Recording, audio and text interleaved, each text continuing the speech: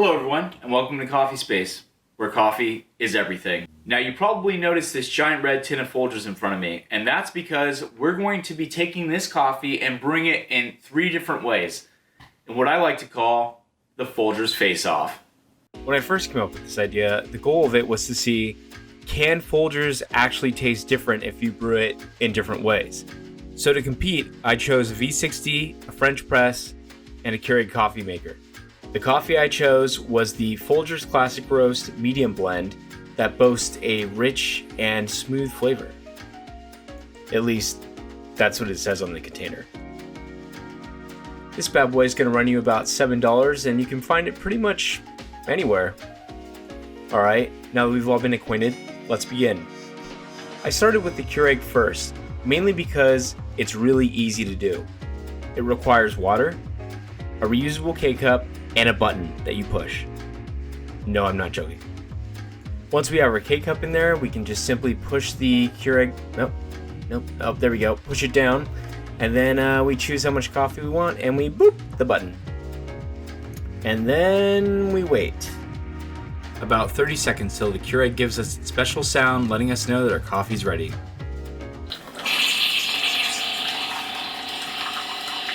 Now that that's over, I'm going to give it a taste.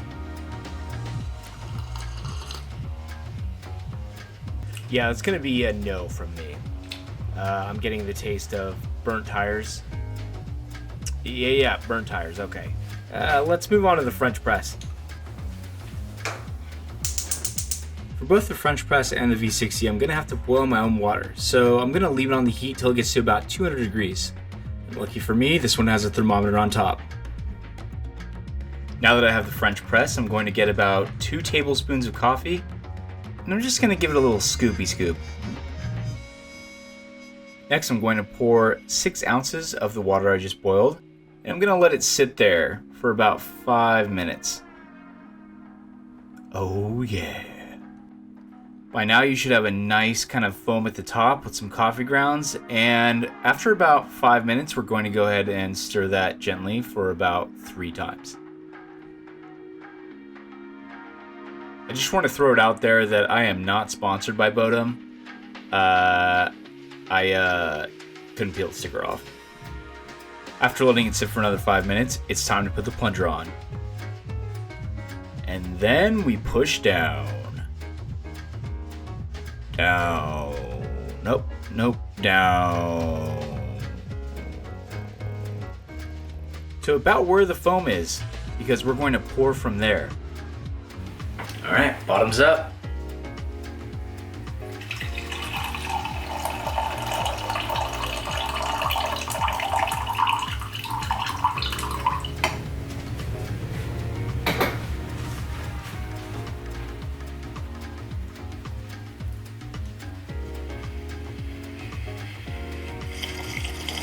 Okay, yeah, this is much better than the Keurig.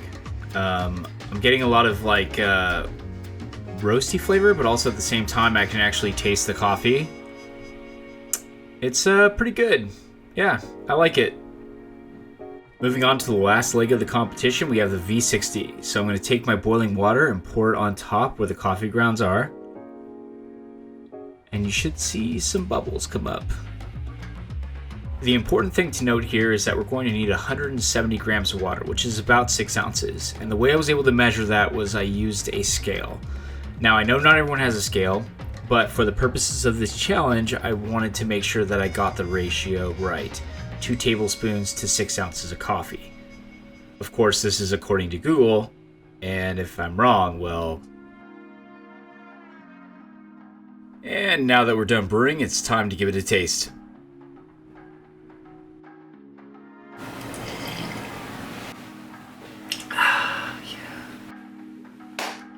So what did we learn today? We learned that the winner of the Folgers Face-Off is this beautiful piece of machinery right here, the V60. Hands down, a much better flavor profile than the Keurig. Between the V60 and the French press, it was actually pretty close. I thought the French press was a little too roasty for me. I mean, that's the only way to describe it. I'm not gonna BS you and say it tasted like cocoa nibs with a side of dark chocolate. It did not taste like that. It tasted just roasty. This one, however, tasted a little bit smoother, which I enjoyed. And I thought overall, yeah, it tasted better. Let me know in the comments below what you think about Folgers. Do you like it? Do you hate it? Would you ever drink it? Would you have it at a party? Have a good one, and I'll see you next time.